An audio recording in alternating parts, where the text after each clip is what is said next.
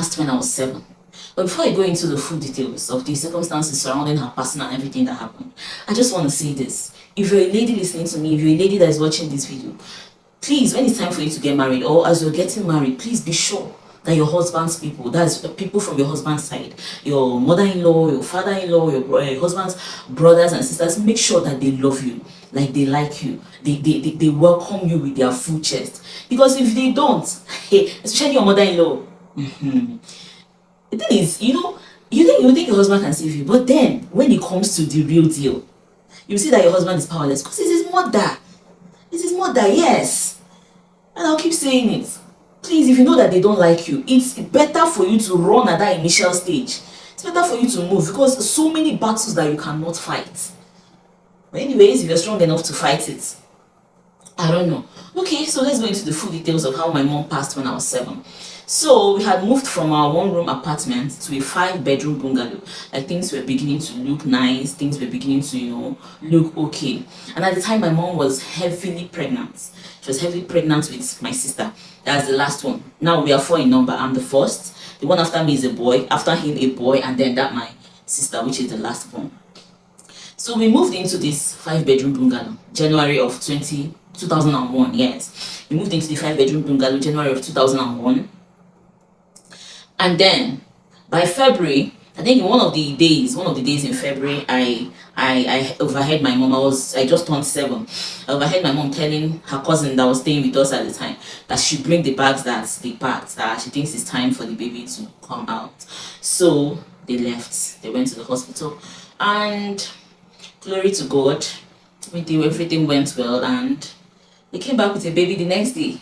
As a child, I was happy because actually my mom wanted to stop after having 3 of us, like after having me, my brother, and then my other brother. But I said no. I told her no, that I can't be the only girl. Like I need a sister now. There are 2 guys. Me too. I need us to be 2. I don't know if she took the advice or not. I don't know. But I know is that she now gave birth and it was a girl and me. I was happy.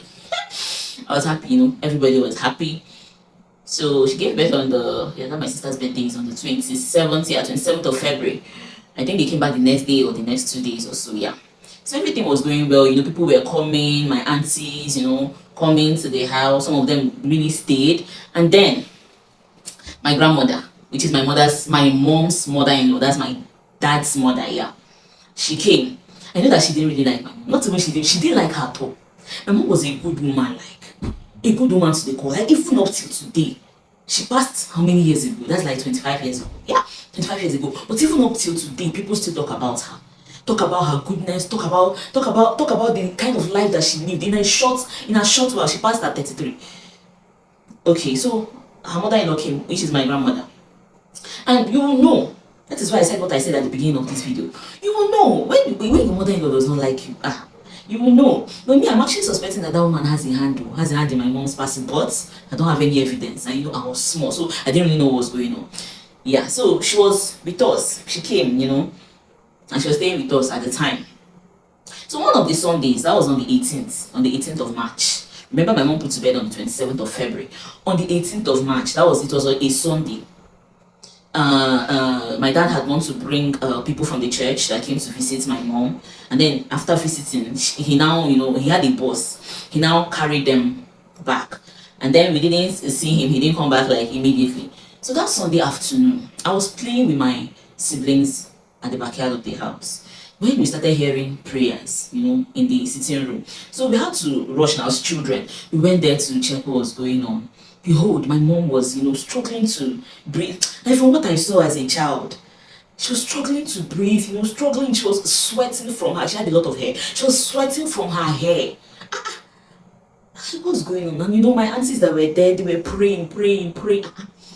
I saw my mom, these black eyes. Like I saw it went in. Like I couldn't see it again. It was just the white parts that was seen.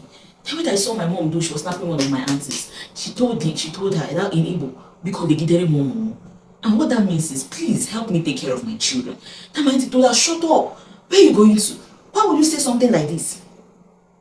At the time, okay, some of my cousins that were with us, they now ran out to look for a cab. We were calling my dad's number, calling his phone. It wasn't going through. And we were new in the area. We were like what, barely 2 months in the area. So we didn't really know anybody that had a car around. But my cousins, they had to go out, start looking for. And the funny thing is, it started raining heavily. Oh my goodness. Like I can really recall, as a 7-year-old, it started raining heavily that afternoon. Like the rain was so heavy, but they were looking for, knocking at neighbors' gates, asking them, please, do you have a car? Can you come help? Take somebody to the hospital. There's an emergency, and the rest of those. Finally, they got a car, and my dad was unreachable. They couldn't still reach him. So finally, they got a car, and the car came. What I know is that they now carried my mom into the car, and then I think they drove to the hospital. Yes. So one of my aunties stayed back with us. Yes, to take care of us. My two brothers, and then the newborn, my sister, the newborn baby. She stayed with us. Now that happened in the afternoon, say around 3 p.m., 4 p.m. We were there. I couldn't sleep. Obviously, I couldn't sleep because I was scared. I didn't really understand what was going on. I couldn't sleep. By 10 p.m., that was when my dad came back. And he didn't even know what was going on. He came back by 10 p.m. with his boss, he horned, knocked on the gate. My auntie went to open the gate for him. I followed my auntie. She didn't even know that I was still awake. She was like, like she was scared when she saw me. I followed her immediately to the gate. My auntie now told my dad, please rush to the hospital. Your wife has been taken to the hospital since afternoon. We don't know the situation of things because we didn't have a phone. They've been trying to reach him. They couldn't reach him. So my dad rushed to the hospital. I was still awake. He went to the hospital. The next thing I saw was my dad, all of them that went to the hospital came back, but without my mom. My dad was weeping. He was weeping. I was a child, but I was trying to figure out what had happened. My mind, I was like, where is my mom? Like, people went out with her. Why are people not back with her? And then they now came back with some of my dad's friends. They came, they were trying to console him. At the time, my dad was just he was 37. My mom was 33. They had 4 children. And I was the first.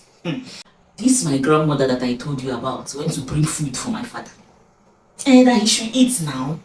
That he will not go hungry because his wife. You can imagine. These are things that I don't really wish to remember. But then I have to talk about them. I can remember, yes, that was in the midnight. Around 12:01. She went to bring food for my dad. Hey, that he should eat now. That won't he eat again? Someone that just lost his wife. A young wife. Okay, so everything happened, the burial date was fixed. I remember we went for the burial. I was a child, so everything was just happening. I didn't really, know exactly what, but what I knew was I didn't see my mom again. I remember on the burial day, my auntie took me to, where she was lying in state, and she was like, no, mommy. That's, no, see your mom. I don't want to cry, please. Sorry. Oh, I'm sorry. Oh, sorry about that. It was like, no, mommy. I didn't really know what was going on. The burial day, she was buried, and everything happened. And the next morning, my dad took me to her graveside, and we prayed. After we stayed in the village and came back, I still didn't understand what was happening. It was one Sunday still. I think after like 1 week or so, I remember correctly. I think after like 1 week or so, I started screaming, I started crying. That was when the whole thing started playing back in my memory.